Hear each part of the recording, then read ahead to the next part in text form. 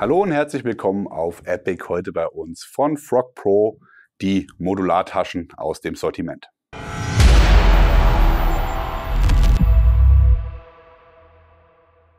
Wir haben euch vor einiger Zeit von Frog Pro den Hawk Plate Carrier vorgestellt. Den solltet ihr euch auf jeden Fall nochmal im Detail anschauen. Am Ende dieses Videos haben wir euch das Video zu dem Plattenträger verlinkt. Der Plattenträger ist unserer Meinung nach vom Standard her der italienische Crye Precision. Also Frog Pro ist einfach, was die Auswahl der Materialien und die Liebe zum Detail und die Funktionalität angeht, extrem auf den Punkt und tatsächlich immer so, dass man sagen kann, das ist somit das Hochwertigste, was man am europäischen Markt bekommen kann. Hat natürlich alles seinen Preis, aber wie gesagt, das Crye Precision aus Italien sollte man sich nicht entgehen lassen. Um den Hawk Plate Carrier auch nochmal zu vervollständigen oder auch aufrüsten zu können mit Modulartaschen, haben wir uns gedacht, wir packen mal ein paar Taschen aus dem Sortiment von Frog Pro hier in das Video und zeigen euch mal diese Auswahl, damit ihr auch mal sehen könnt, was so bei den Taschen geboten ist. Los geht's mit der Utility Pouch. Bei den Utility Pouch, also Mehrzwecktaschen, hat man verschiedene Varianten. Da hat man in der Regel welche mit einem Reißverschluss, die heißen dann auch Zippered Utility. Zum Beispiel die hier, das ist die Zippered Utility 4x2. 4x2 steht in dem Fall für die Größe in Zoll, bedeutet die Tasche ist 17,5 cm in der Höhe und 8 cm in der Breite und nochmal 8 cm in der Tiefe. Verwendet wird hier bei allen Taschen das Lyco Extreme Material von Frog Pro. Das ist ein Komposit-Cordura-Material, was zusammengepresst ist, was extrem wertig ist, sehr abriebfest, sehr leicht, sehr gute ER-Werte hat und dazu eben auch nochmal unterstützt durch das Frog Pro Hyperlon, was hier auf der Rückseite verwendet wird. Das ist ein Material, was auch aus der Bootstechnik bekannt ist, was man auch häufig benutzt. Es nimmt null Wasser auf, also komplett feuchtigkeitsresistent und ultra flach. Also im Vergleich zu herkömmlichen Mollestreifen ist das hier kaum wahrnehmbar, was natürlich bedeutet, dass die Taschen sehr, sehr nah an der Plattform hängen, an der Molle-Plattform hängen mit den Palzschlaufen. Und dazu kommt noch, dass dieses Material extrem reißfest ist und durch die Gummierung auch nicht rutscht. Ja, man hat das vielleicht bei anderen Herstellern, die vielleicht jetzt nur das normale Cordura-Material nehmen für die Palzschlaufen, dass die Taschen dann nicht ganz so fest sind und sich lösen können durch die Bewegung oder vielleicht auch unten das hinten rausrutschen kann. Das kann hier auf keinen Fall passieren. Es ist natürlich auch schwerer, das Ganze zu montieren, muss man immer sagen. Irgendeine Downside oder irgendeinen Nachteil gibt es immer dadurch. Aber wir finden tatsächlich, lieber geht die Tasche schwerer zu montieren oder wieder auch abzunehmen, als dass sie dann versehentlich sich löst. Von daher alles richtig gemacht, Frog Pro. Von der Ausstattung her hat man hier auf der Front Laser-Cut-Palzschlaufen. Zusätzlich nochmal zu sehen hier bei jeder Palzschlaufe neben dem Schlitz, wo dann Zusatztaschen vorne angebracht werden können, sind hier immer nochmal 2 Löcher zu sehen, die dafür gedacht sind, mit Shockcord zu arbeiten. Da könnte man zum Beispiel Stifte oder Knicklichter oder eben andere schmale Gegenstände, die hier nochmal fixiert werden sollen, können hier mit Shockcord fixiert werden. Kann ich dann einfach hier durchführen. Kann natürlich auch über Kreuz gehen und dann auch längere und breitere Gegenstände unterbringen. Das ist wirklich ganz bei euch, wie ihr das nutzen möchtet. Oder ihr nutzt eben diese Löcher auch als Punkte für eure Dummy-Cord, die dann ins Hauptfach geht und dort eure wichtigen Gegenstände sichert.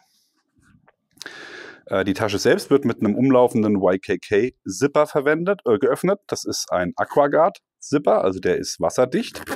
Bedeutet, die Tasche ist natürlich nicht wasserdicht, die ist nur ein Cordura, also stark wasserabweisend. Aber man hat auf jeden Fall nicht das Problem, dass hier über den Zipper Wasser eintreten kann. Und wenn das Cordura hier noch eine Weile das Ganze hält, dann ist die Tasche schon sehr nah am wasserdicht dran.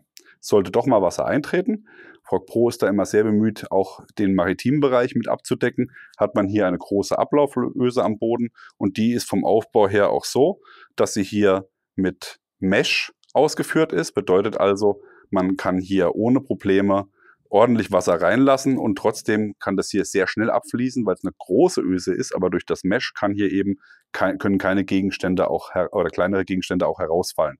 Das wäre der Nachteil, wenn man hier eine große Öse setzen würde für einen schnellen Wasserablauf. Und das hat Frog Pro hier sehr gut umgesetzt. Zusätzlich hat man hier an den Seiten nochmal 2 große Laschen, um da auch nochmal mit Karabinern arbeiten zu können oder auch als Sicherungspunkte. Von der Größe her sieht man hier schon, passt eine Nalgene 0,5 Liter hinein. Und zur Organisation habt ihr auf der Innenseite nochmal Flauschklett, um dann eben auch andere Gegenstände unterbringen zu können und organisieren oder fixieren, wenn ihr hier mit Klett-Inserts arbeitet.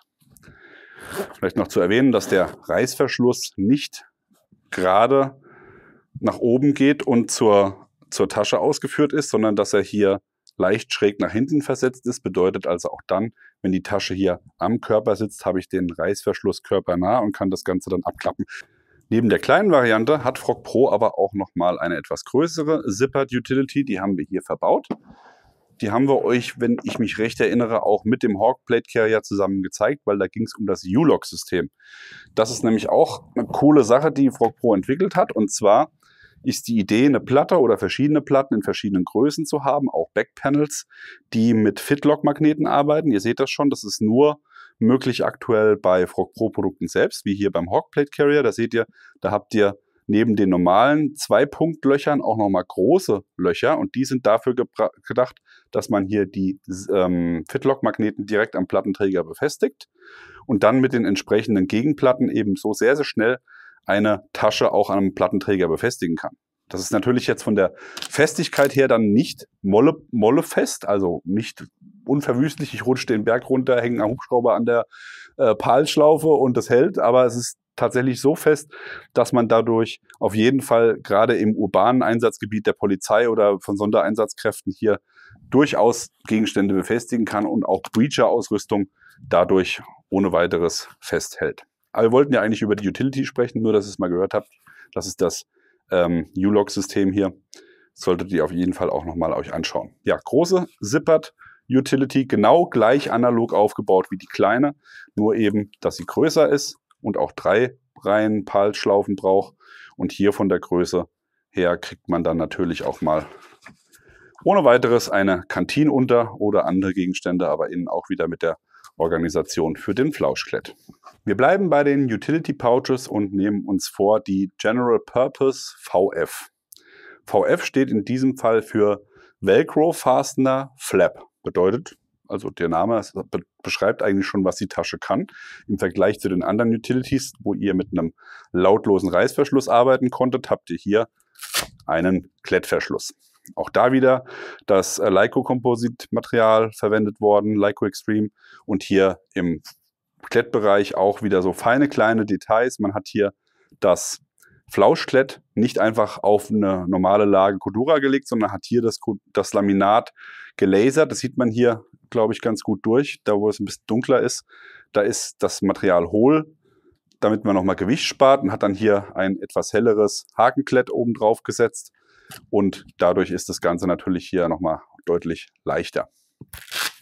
Die Tasche ist von der Größe her hier 13 x 8 cm, 13 cm hoch, 8 cm in der Breite, aber deutlich flacher in der Tiefe im Vergleich hier zur Zippered Utility, kann man schon ganz gut sehen.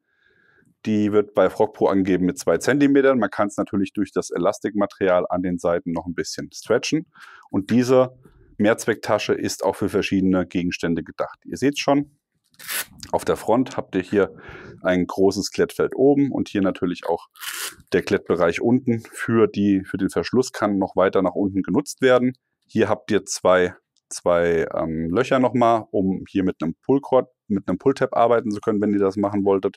Und ansonsten ist hier aber auch das Laminat sehr, sehr griffig, um damit auch zugreifen zu können.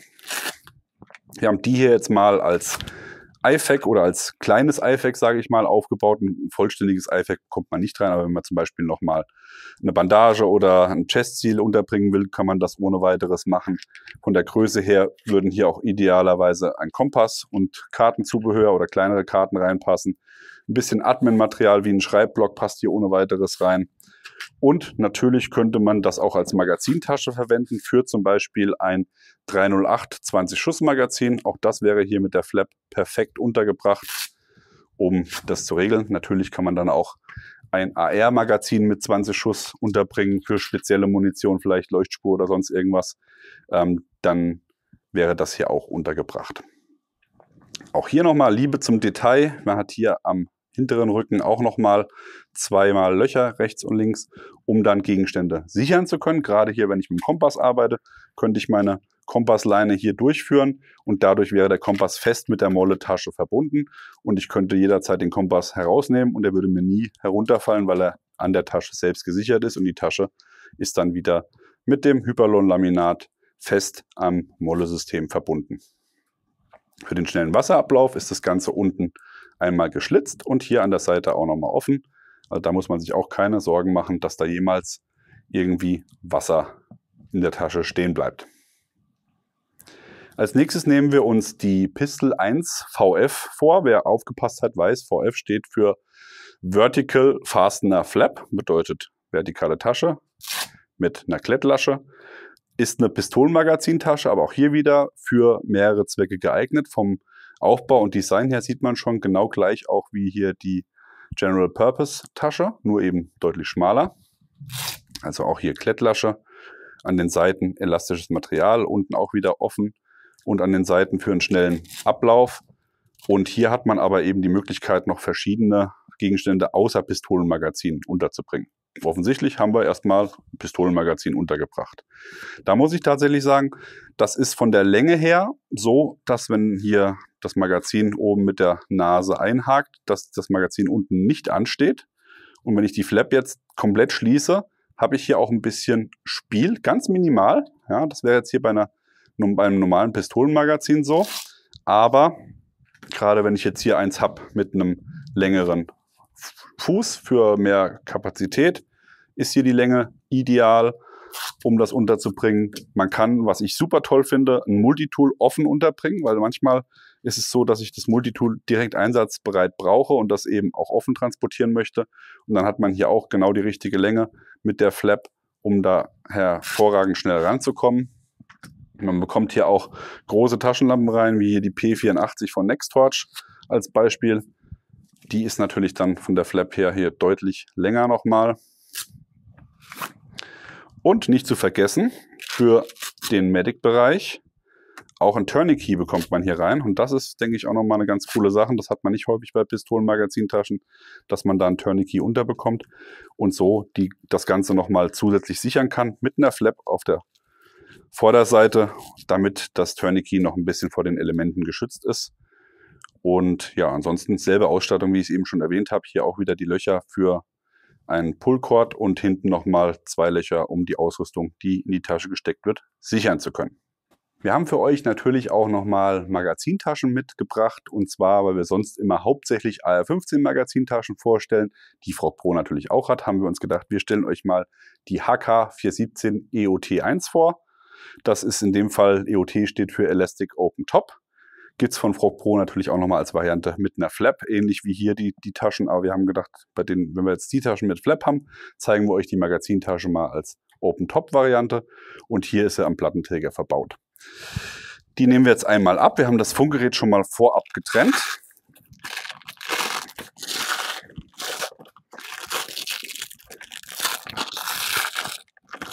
Denn in dem Fall sind hier beide Taschen parallel am Kammerband angebracht. Das ist übrigens auch eine coole Sache, falls ihr das noch nicht kennt vom Frog Pro Blade Carrier. Normalerweise kennt man das bei einem Plattenträger, dass der Verschluss vorne angebracht ist, um dann den Kammerband vorne zu befestigen.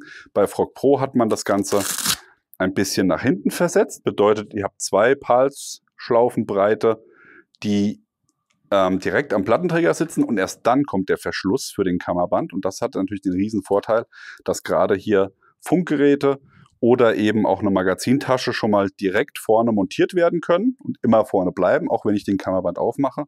Und so ist es hier auch entsprechend gelöst.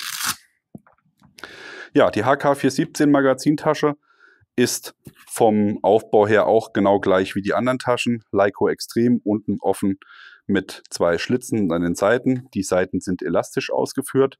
Oben habt ihr ein Pull-Tab mit Bungee-Cord, das hier auch natürlich komplett entfernt werden kann bei Bedarf. Und wir haben extra, weil ja auch immer gefragt wird, passt da ein HK G36 Magazin rein, haben wir hier in dieses HK417 Magazintäschle auch mal ein G36 ungecleant und das passt ohne weiteres hier hinein. Wenn der Bungee weg ist, dann geht es noch besser. Aber einfach, dass ihr es mal gesehen habt, das wäre hier mit dieser Tasche durchaus möglich. Der Pull-Tab-Widerstand kann hier über einen schlau gesetzten Kordelstopper versetzt werden. Das heißt, je nachdem, wie weit oder wie lang ich den Pull-Tab haben will, kann ich das Ganze hier am Ende mir dann einstellen. Innen ist gerade bei den Magazintaschen auch nochmal das Hyperlon-Material zu finden, was hier viel Reibungskräfte entwickeln lässt. Bedeutet, hier, wenn ein Magazin eingeschoben wird, dann hat das auch beim Ziehen ein bisschen Reibungswiderstand und somit sitzt es dann auch nochmal besser. Wir haben tatsächlich kein HK417 Magazin hier. Wir haben ziemlich viele verschiedene Magazine, aber das haben wir nicht. Aber hier passt natürlich auch ein SR25. Seht ihr, hat ein bisschen Spiel in der Seite. Das kann aber dann durch den Bungee eliminiert werden. Wenn ich den ordentlich straff ziehe, dann bewegt sich da nichts mehr und dann sitzt das Magazin natürlich auch so richtig fest. Ja, dann haben wir noch zum Schluss für euch die Funkgerätetasche von Frog Pro. Hier hat man eine Tasche für das Embedder entwickelt, von der Größe her. Sehr minimalistisch, gefällt uns tatsächlich sehr gut, weil eben nicht viel dran ist, was Gewicht bringt und trotzdem alles gut geschützt ist. Im unteren Bereich hat man das Laminat, das Hyperlon hier nochmal gelocht, um möglichst viel Wasserablauf zu gewährleisten und das Ganze leicht zu machen. Hier im vorderen Bereich ist ein Klett.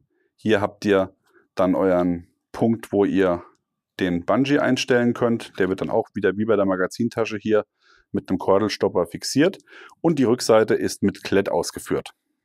Das ist auch der einzige Kritikpunkt, den wir haben in dem Fall, weil die Tasche natürlich logischerweise, wenn sie hier an diesem Kammerband befestigt werden soll, so befestigt wird, dass der helle Klett nach vorne zeigt.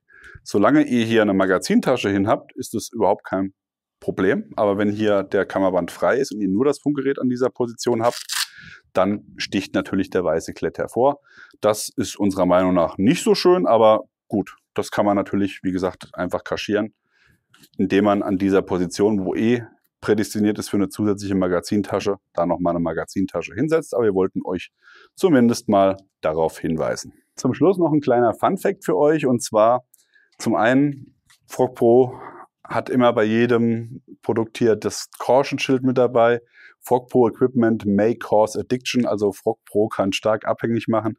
Können wir nur zustimmen, extrem geile Produkte. Finden wir cool, dass der Hersteller das auch so ein bisschen mit Humor nimmt. Und im Sinne von, ja, ich weiß nicht, ob Frog Pro da die Nachhaltigkeit im Kopf hatte. Wir finden es auf jeden Fall sehr cool, einfach wie die Produkte gebracht werden. Denn ihr bekommt sie hier, wenn sie zu euch geliefert werden, einmal auf dieser Platte. Das ist so ein leichtes Polymermaterial, was leicht flexibel ist und aber auch mit den Lasercut-Schlitzen und dem Lochverschnitt kommt. Und das kann man dann entsprechend weiter benutzen. Das heißt, ihr müsst es nicht nur hier eure Molletasche runter machen und das dann wegschmeißen, sondern ihr trennt hier einfach an der perforierten Linie den oberen und den unteren Teil ab und schon habt ihr hier einen Organizer, den ihr wieder verwenden könnt, den man dann in die Tasche stecken kann. Bisschen Schockkord dran, ein Kordelstopper und schon habt ihr hier was, wo ihr in euren Taschen Gegenstände fixieren könnt und das Ganze dann eben schnell herausnehmen. Wenn ihr euch noch hier mit dem Kordelstopper so eine Pull-Tab macht, so einen Tragegriff macht, dann könnt ihr das Ganze eben auch schnell von einer Tasche zur anderen setzen und habt so euren Inhalt immer organisiert und mit dabei. Und je nachdem, wie groß eure Taschen sind, habt ihr auch entsprechend große Organizer.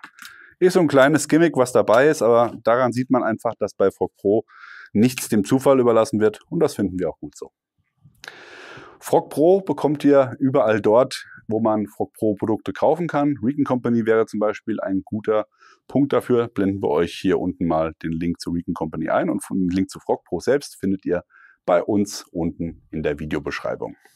Was sagt ihr zu den Taschen? Habt ihr selber schon Frog Pro Utility Magazintaschen oder ähnliche Taschen von Frog Pro im Einsatz? Dann schreibt uns gerne mal in die Kommentare.